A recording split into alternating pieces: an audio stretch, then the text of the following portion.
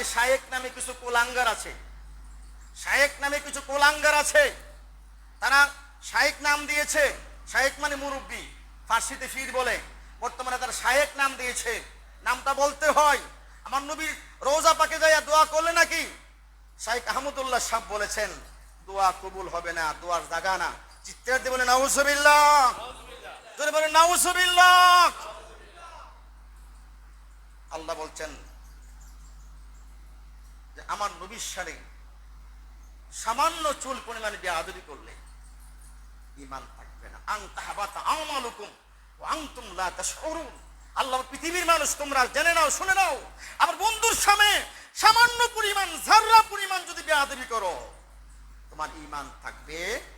তোমার নামাজ, রোজা, হজ, যাকাত, দান, খয়রাত, কই ফতোয়া দিছে দেখছেন? এরা নবীর বিরুদ্ধে কথা বলছে। নবীর রওজা যাইতে পারবা না, মদিনা যাইও না। সরাসরি তো কইছে না, কত মদিনা গেলে দোয়া কবুল হইব না, তার মানে মদিনা যাওয়া লাগবে না। চিৎকার দিয়ে বলেন নাউজুবিল্লাহ। আমি বলবো আজকের এই আলোচনা থেকে হামদুল্লাহ সাহেবকে বলবো, বিনয়ের সাথে বলবো, আপনি আলেম মানুষ, আমরাও আলেম মানুষ। আপনি রবির সাথে বেয়াদবি করলে আপনি শায়েখ হন না জায়েফ হন, ঈমান থাকবে না। কারণ আবু জেহেলও বড় জ্ঞানী ছিল, তার নাম ছিল আবুল হেকাম। কি ছিল? আবুল হেকাম, জ্ঞানীর বাবা ছিল। রসুলকে আবু জেহেল, মুরুক্ষের পিতা, মুরুক্ষের পিতা। আল্লাহ তার রসুল যা বলছে এটা কবুল করছে, বলেন না আলহামদুলিল্লাহ।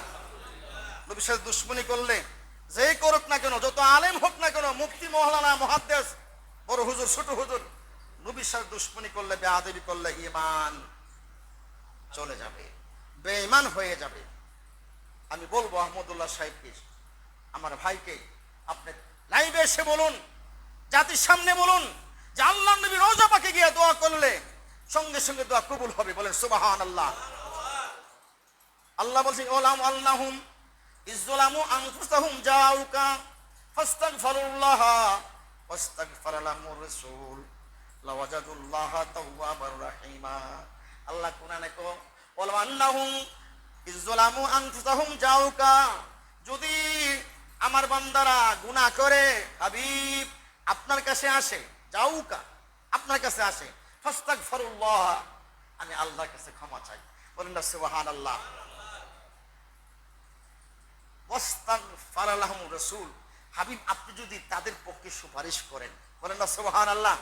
আল্লাহকে বন্ধু যদি গুনাহ করে আমার বান্দারা আপনার কাছে আইসা আমি আল্লাহর দরবারে ক্ষমা চাই, আর আপনি যদি তো তাদের পক্ষে সুপারিশ করেন, লাওয়াজাদুল্লাহ তাওয়াবার রহিমা, আমি আল্লাহ তাদের জীবনের গুনাহ ক্ষমা করে দিব। আল্লাহ কইছে বন্ধুর কাছে যাও, আমার দুস্থর কাছে যাও, আমার হাবিবের কাছে যাও। আর আহমদুল্লাহ নামের শাইখ বলতেছে বন্ধুর কাছে যাইতে পারবে না, নবীর কাছে যাইতে পারবে না, নাউজুবিল্লাহকে বলা যাবে না। যারা এখনো এ সমস্ত শাইখদেরকে ভালোবাসে তারা শাইখ ফুজারি করে, রসুলকে ভালোবাসে না, নবীকে মহব্বত করে না, ইজ্জত করে না, তাজিম করে না। কথা বলেন ঠিক কি না? আমরা আজকে বলতে চাই, বাইতুল্লাহতে জিয়ারত করলে, বাইতুল্লাহ তাওয়াফ করলে, বাইতুল্লাহ বিভিন্ন জায়গায় দোয়া করলে সব হবে, এটা হাদিস শরীফ দ্বারা প্রমাণিত। আলহামদুলিল্লাহ বলেন। হযরত আসওয়াদ দামি তোমাদের জীবনের গুনাহ মাফ হয়। ওমর বলে হযরত আসওয়াদ, বুখারীর হাদিস, আমি তোমাকে সম্মান করতাম না, ইজ্জত করতাম না, তুমি একটা পাথর, তোমার কোনো উপকার করার ক্ষমতা নাই, ক্ষতি করার ক্ষমতা নাই। আল্লাহর নবী তোমাকে চুমা দিয়েছে, এজন্য আমি ওমর তোমাকে চুমা দেই। হযরত আসওয়াদ দামি সামান নবীর চুমার কারণে, সম্মানের কারণে, সেখানে হাদিস দ্বারা প্রমাণিত। আর আমার নবীর কাছে যাইয়া দোয়া করা, আল্লাহর কাছে মাপ চাওয়া, এটা কোরআন শরীফ দ্বারা দলিল প্রমাণিত। বলেন না আলহামদুলিল্লাহ। যাই হোক, আমরা রসুলকে সম্মান করব।